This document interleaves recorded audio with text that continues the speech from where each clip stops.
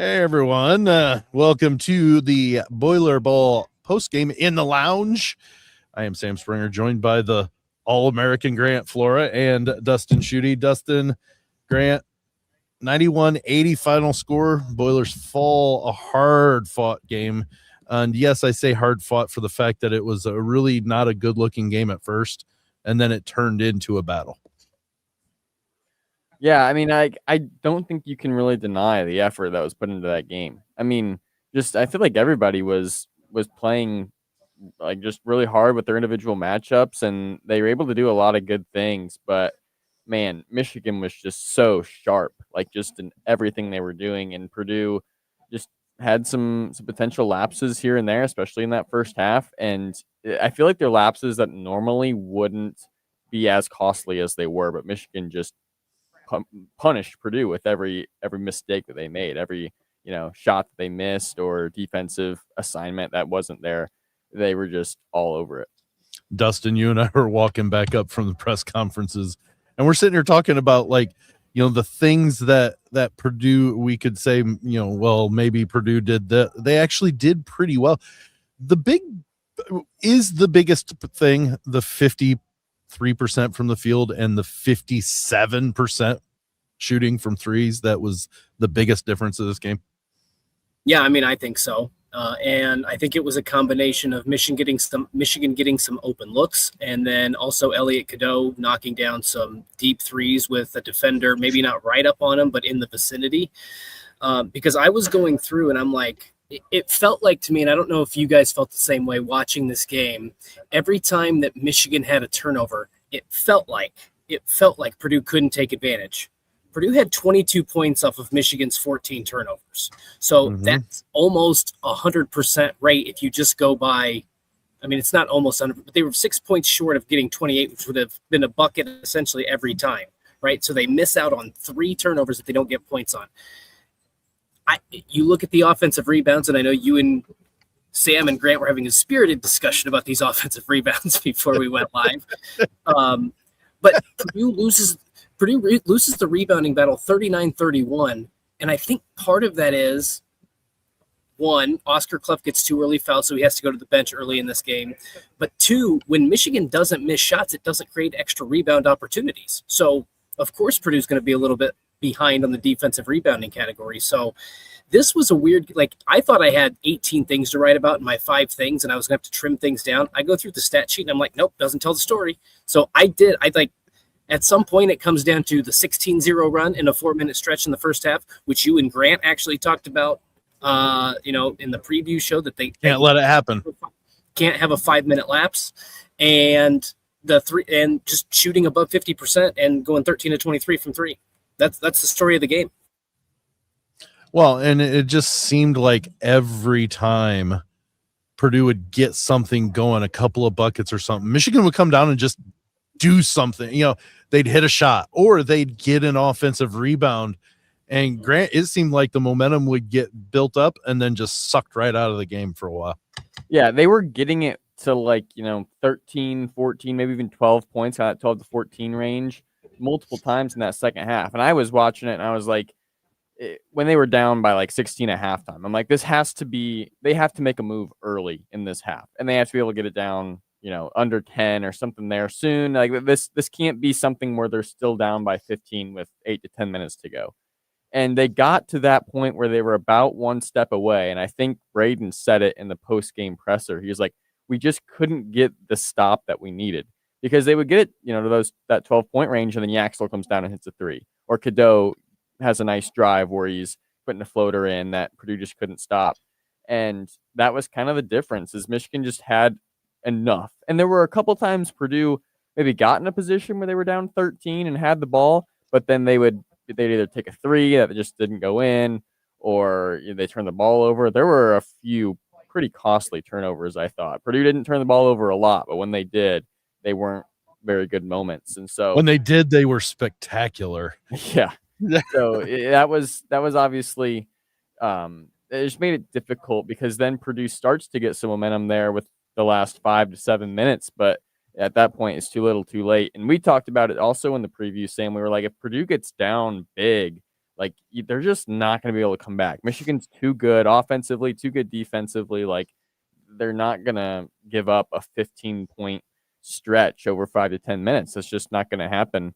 And I think we kind of saw that. Like Michigan is just too sharp to expect to be able to come back from down a major deficit like Purdue was in.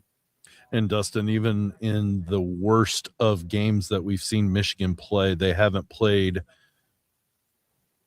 poorly. I mean, let's say it this way. I saw some people walking by talking to the Michigan guys next to me and said, you know what? Michigan's not playing great, but man, they can play well.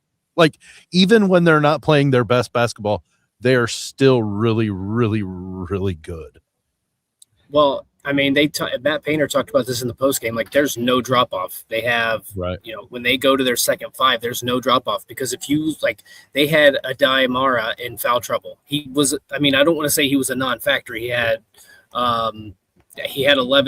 I don't remember if him and Morez Johnson combined for 22 points and 22 rebounds. I know that. I can't remember. They both had 10 and Johnson had 10 12. points. Okay. I couldn't. So he wasn't a non-factor, but if you're going to, I think you live with that stat line. And you say you foul him out, and he's like, it's almost amazing to me that he was as effective as he was because I almost don't remember him on the floor other than the first couple minutes of the game, especially when he made that ridiculous catch and put layup over Jacobson. That was a heck of a play.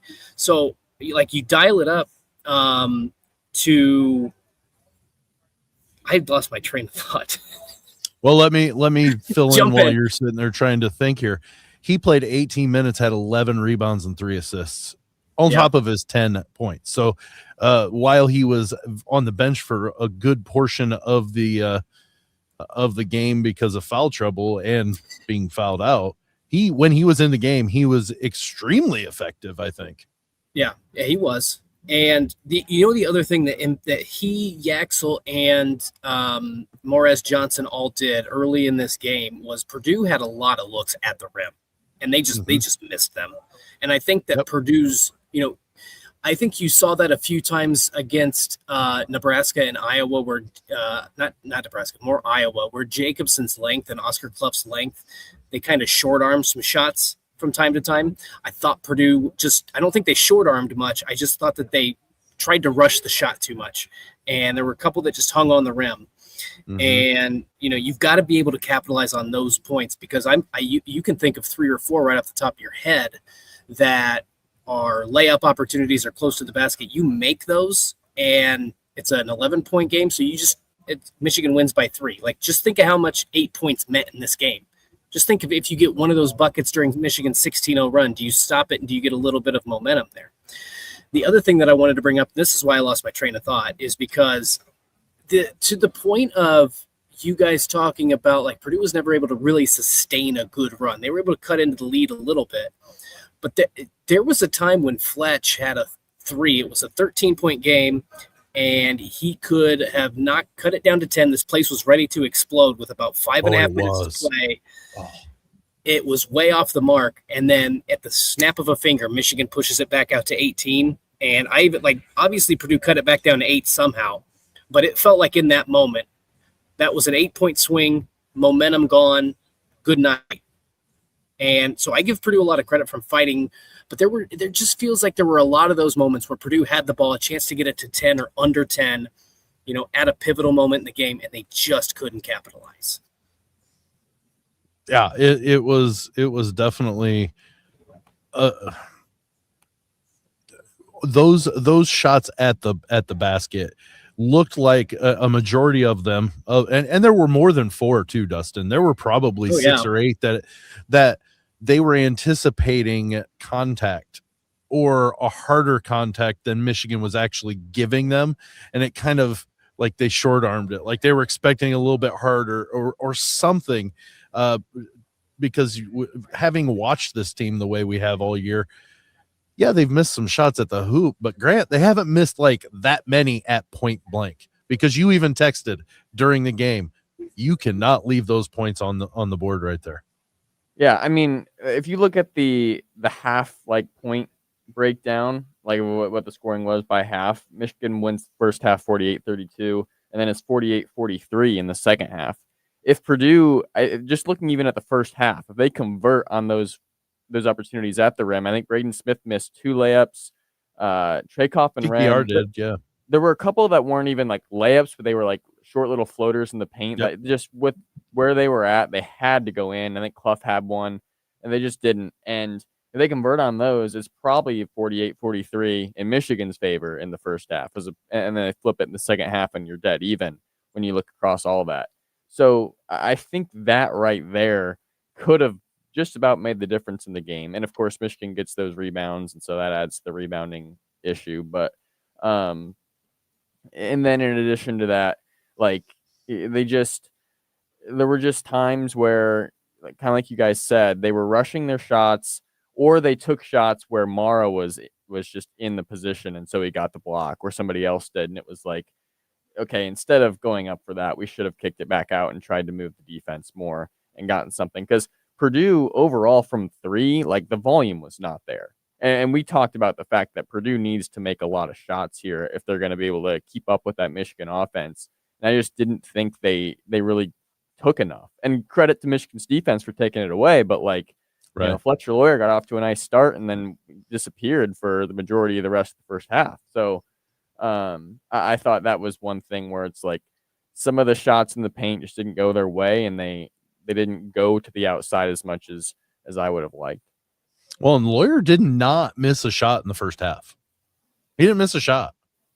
And then when it came down to brass tacks, he went 0 in the second half. He only took 3 shots in the second half, and his points came via free throw when it comes to that. Like, I would have liked to have seen him maybe chip in a little bit more, even if he misses those shots, Dustin. At least he's got the open shots, and you have to respect that a little bit more.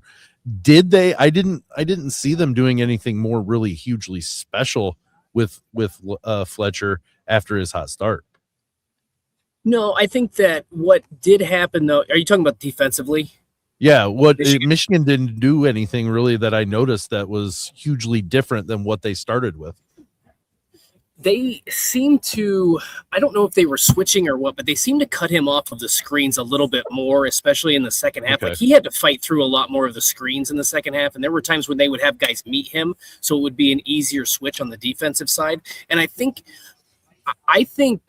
I don't know if it changed, because I will admit I don't remember how they started out defending him, but I think what changes, Michigan's so big and physical, and they can change so many guys that when Fletcher's having to run through that stuff, it has to wear him down. And so I'm sure that his legs were probably not completely there. And this is why I think, you guys talked about you're going to have a big bench game today, which, by the way, if you're looking for bright spots, I thought Omer Meyer came in the first half and gave them, like, he's the reason they were only down 16 in that first half. Yeah, it would have been a lot worse had he not been on. Yeah.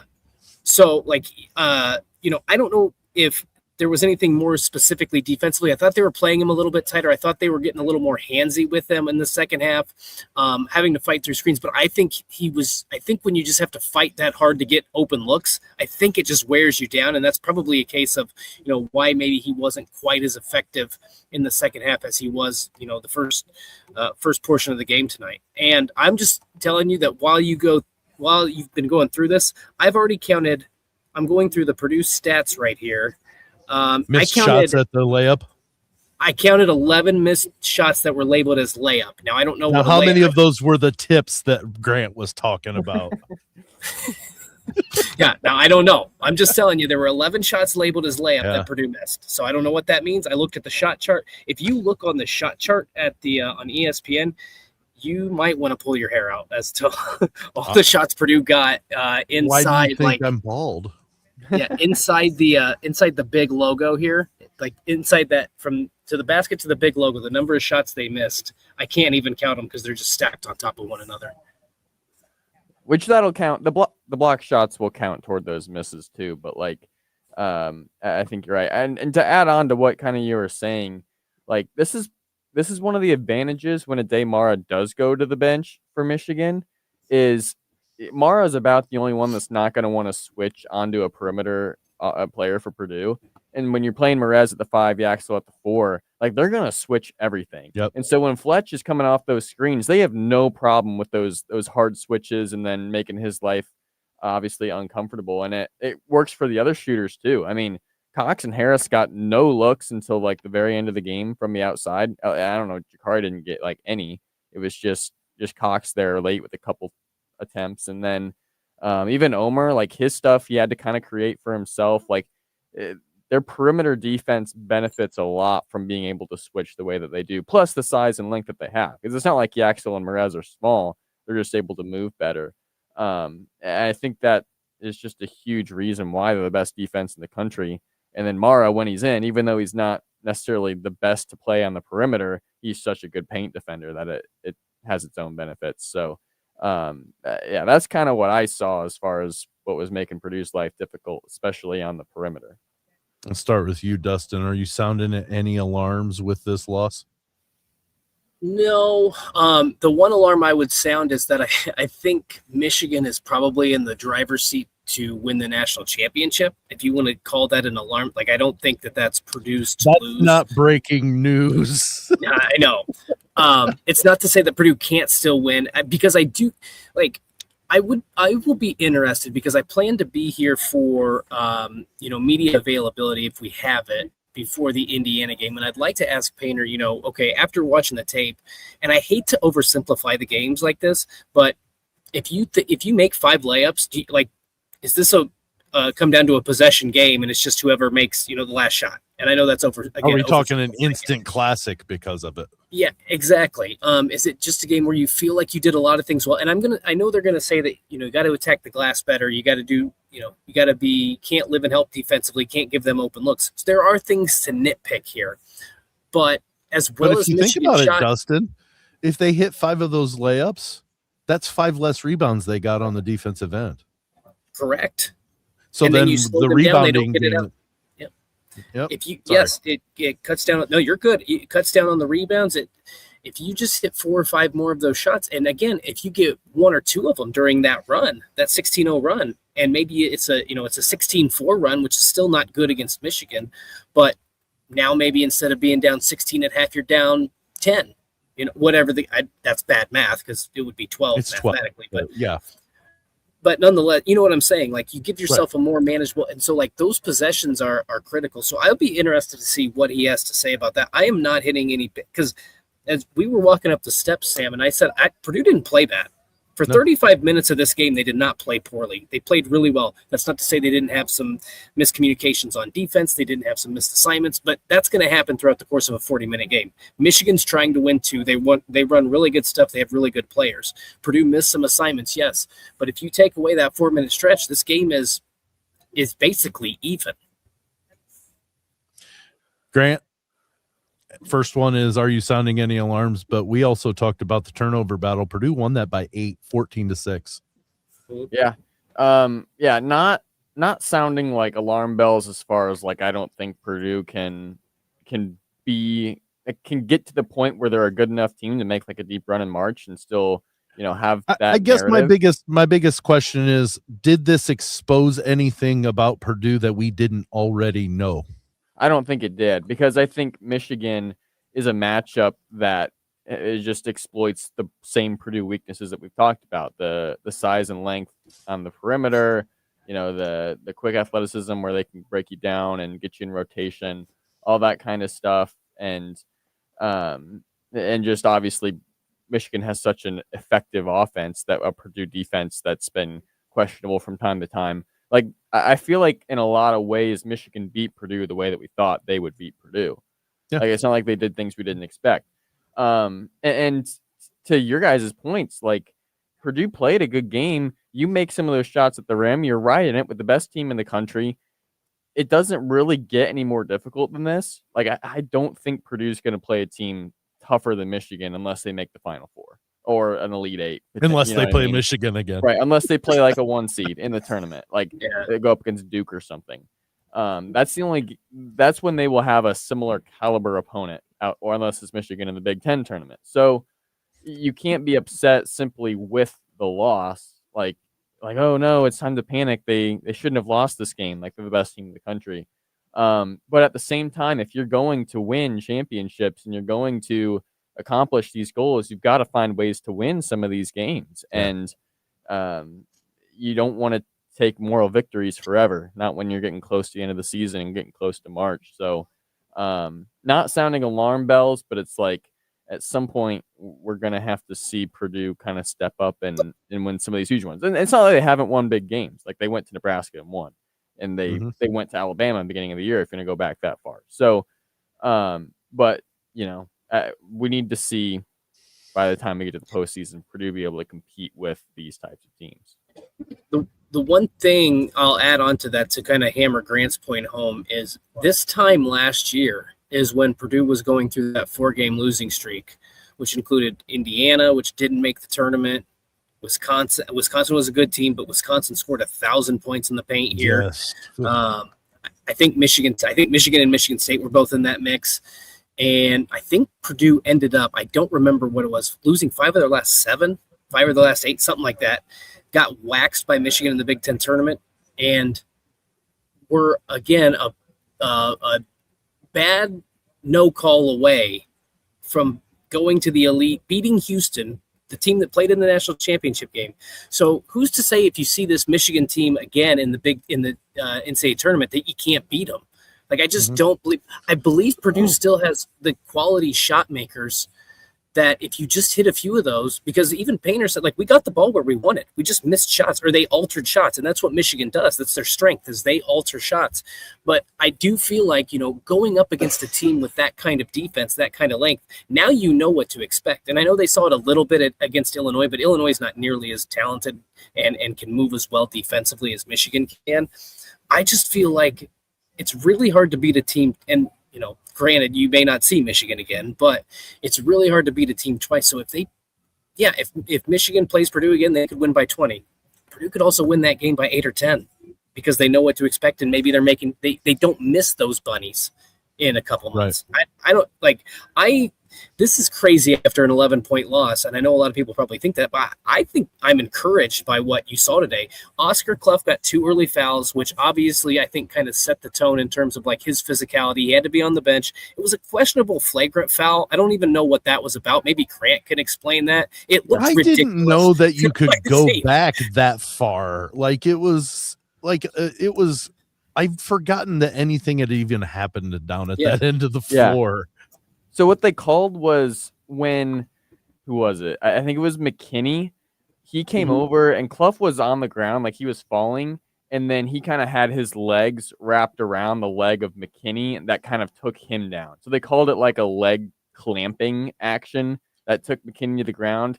You could see it on the replay. I thought it was a bad call because I'm like, in this type of a game, for one thing, Clough's on the ground, like, kind of falling, kind of trying to get back up and get back into play. Like it's not like he was, doing that specifically to make life difficult for McKinney. Well, wasn't the ball going down the court? Like he wasn't even there. Like I think it was just, it could have been a player safety thing. Like if in the wrong situation, you could mess up an ankle, if not worse with that for McKinney. So, but I was surprised they went back and called it too, especially because the play had gone on and it was a challenge. Like I did not like that call, obviously, but I was very not taken aback, if you will. I was looking over not over my shoulder, but like to the right, whatever direction I'm looking. I don't know. I was looking at the person next to me, trying to see the screen, and I couldn't even see what it was. So I was like, it seems pretty weak for a flagrant foul. But point stands. Clough, 2 early fouls. He can't really get into a rhythm on and rebounding, and we've seen in the past he has to play longer to maybe be a little bit more aggressive. Daniel Jacobson, I thought, gave Purdue some good minutes early in this game. I thought he did some good things for the physical nature of this game. I think that if you get into a situation where Clough doesn't have those 2 early fouls, and I mean, you could make the same case for if Mara doesn't get in foul trouble in this game too. I just feel like you're encouraged because you make a few of those layups, and we might be walking out of here.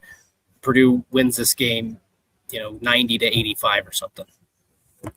Well, and that's and I know we'll get the comments on this tomorrow. I know it will go, well, if Purdue just makes 5 more shots, you know what? It literally is a matter if you take 5 of those shots, the distance isn't even to the free throw line. Like that's how much space, like you add all of the distance of how far those shots were. You're not getting to the free throw line on 5 of those shots. Those must be made shots. Yeah. Well, yeah, it's not like you're talking about, well, if they would have made the 5 threes they shot from the Katie Court emblem, Right. then it's a different game. Like you're talking about shots that they traditionally are going to make 80 to 90% of the time.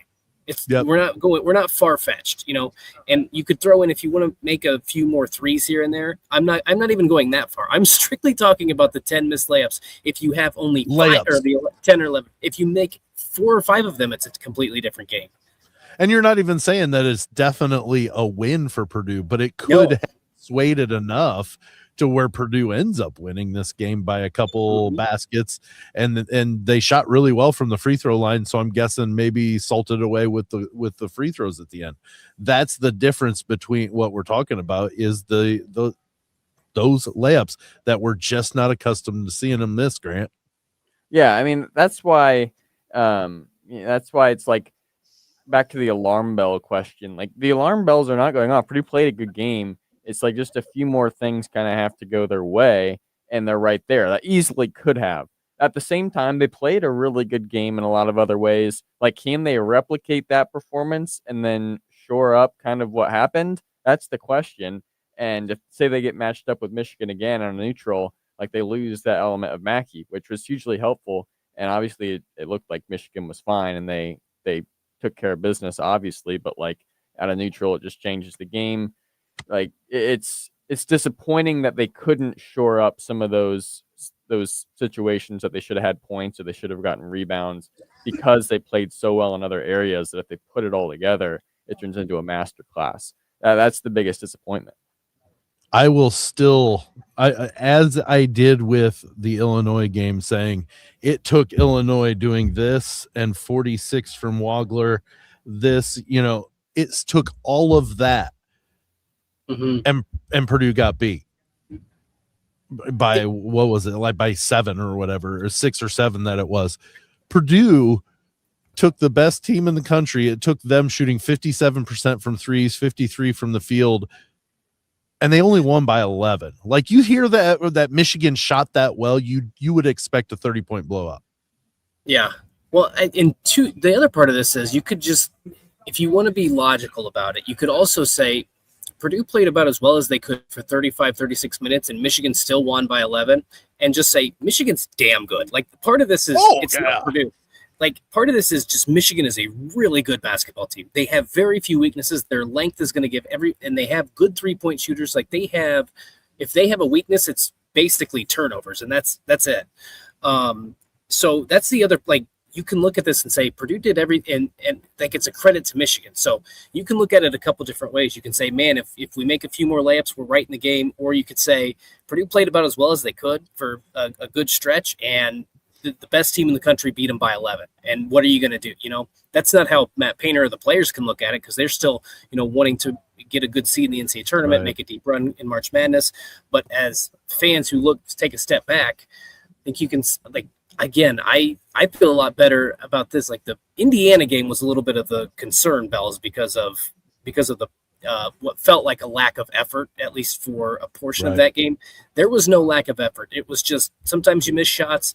I thought jitters I think jitters were on both sides for about the first 2 minutes of this game just because of the environment, atmosphere. But yeah, again, I think that there's a lot of positives to take away from this, and if you can just be a little bit more aggressive on the boards and hit your close shots, then maybe it's a new ball game. We're talking about a different outcome potentially, but I'm not sounding any alarms. It's definitely you don't want losing, but 35-5 is still pretty good all year, or for all year. But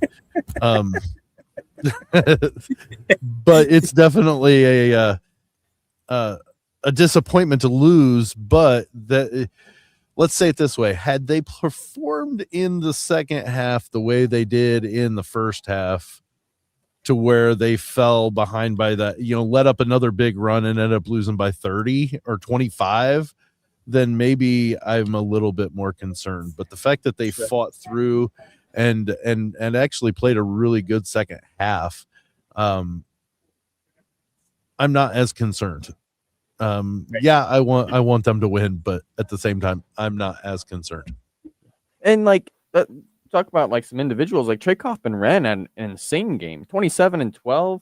Yeah. Like some of the stuff he was able to do, played 36 minutes. Mhm. Like we haven't really seen that from him at all this season, at least from the scoring standpoint, and to rebound just as well to go with it. Like that was huge. He kept their offense afloat when other things just weren't going. So him being a more consistent 15 to 20 point scorer like he was last year with everything else they have, like that would be huge for Purdue going forward. And you've got to think he's going to get a lot of confidence from a game like tonight with the guys he was going up against. So, well, and Trey, oh, I'm sorry. Go ahead. I was just going to say, I'll let you get, but the other thing is Braden Smith scoreless in the first half, 20 points in the second, was monstrous in the second half. So his ability to bounce back and after a bad half, after he got shut out, that's another major positive from this game. Go ahead, Sam.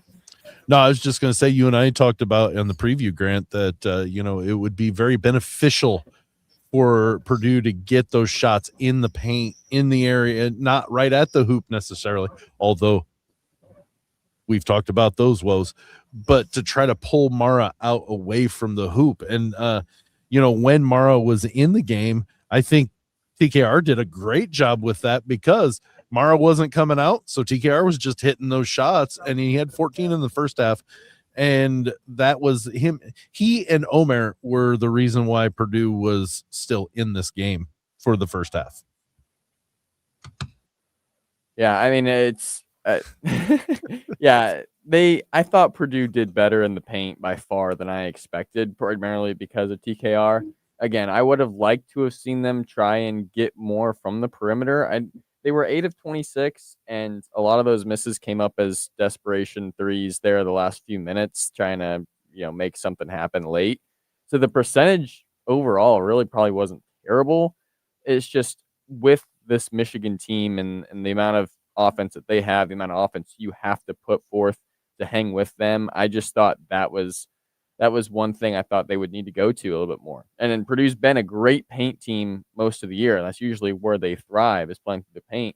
But with the Michigan team and the circumstances that presented themselves, I thought it would be better for Purdue to try and get more going from the outside, especially with Fletcher Lawyer. And they just didn't get as much of that. But they were able to stay in it because they did more in the paint than we thought they would.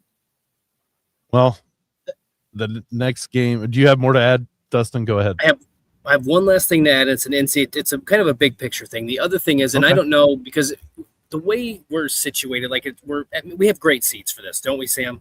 Fantastic Absolutely. Seats. Beautiful. Great. But you can't always tell what's a foul and what's not a foul. And I only bring this up, and maybe Grant can speak to this briefly. I don't know how much of the physicality was allowed and how much was whistled. But one thing I will say is, and I think that this is what helped Purdue last year against Houston, in the NCAA tournament, the whistles tend to get a little bit tighter.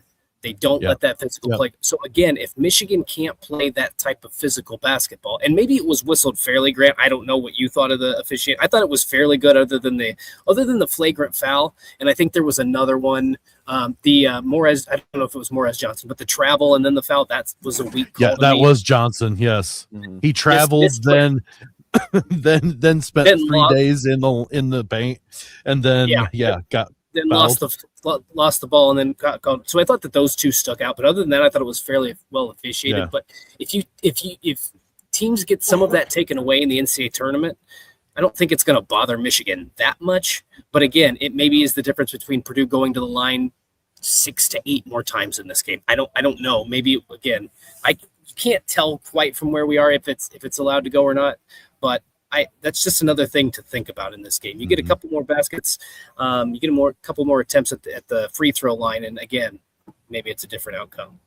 Well, big stat from the first half: Purdue 0 trips to the foul line when Michigan went 8 of 9 from the free throw line. So Purdue actually shot 18 of 20 in the second half. And so that was a big part of being able to get back into that game a little bit, was they hit their free throws when the clock wasn't running, they were getting points. So it worked out kind of nice to get them back into the game. But yeah, this to me is not an alarm game. Big game on Friday. You got to put away the Hoosiers. You can't let them stick around. You need to beat them. You need to. It needs to be convincing. I'm talking it into I'm manifesting it into reality is what I'm doing here. But good shooting nights. Paint presence. Let's hang 100 on them. There you go. They need to kind of respond. The loss to IU was kind of worse this year, just for a variety of reasons, I think, and they need to kind of try and fix that. Not that you can totally fix it by winning, but like you gotta kind of make a statement with that, especially coming off a loss. Like that's almost get right type of game. Not that Purdue was totally off tonight, but like you've just gotta kind of get things going back in the right direction with a nice win against Indiana. That's not like one where you have to scrap it out, but one where you can play a good game and walk away feeling good about it. Well, and you think about it, we after Friday's game, we'll be 4/5 through that 5-game gauntlet of hell that we talked about.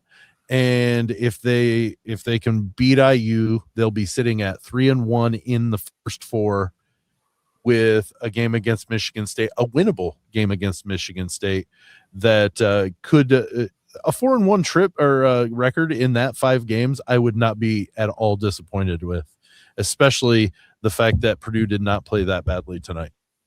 So we gotta get back onto the winning track on Friday. Yeah, I mean it's okay. Yeah, losing to Indiana, it's that would be a quad 2 loss too, right? Yeah, it's not going to help them seeding wise. And then you're looking at 4 games left with Michigan State, which is a great opportunity, but then Ohio State, Northwestern on the road, come back and play Wisconsin. Like you can't afford to lose this one on Friday. Well, in Wisconsin, sheesh, they better cool down before we see them on March 7th. Sheesh. Well, they're currently cooling down now, down 12 to Ohio State. Oh, well. Is it at Ohio State or is it at Wisconsin? It's at Ohio State. Oh, okay. Well, which Purdue has to go Ohio State conveniently. So yes, they do. And Dustin still will not say that it's an important game. Yeah, all games are important. It just wasn't as important as this 5-game stretch. Well, that's what I'm saying. You don't want to say it's a 6-game stretch. It's only a 5-game stretch, and then you play Ohio State after it. Yeah, there you go. Exactly. See. All right. Well, final score here at Mackey Arena. Michigan takes down Purdue 91 to 80. It's about an 11-point game. I mean, sometimes you say, well, it wasn't that close, or sometimes you say, well, it was a lot closer. It was about an 11-point game. So all in all, Purdue didn't play horribly, but they need to do some things better, like hit their layups. If it's not hitting your free throws, hit your layups. But anyways, for the Grant Flora, the All-American, and Dustin Schutte, I'm Sam Springer. We will see you later.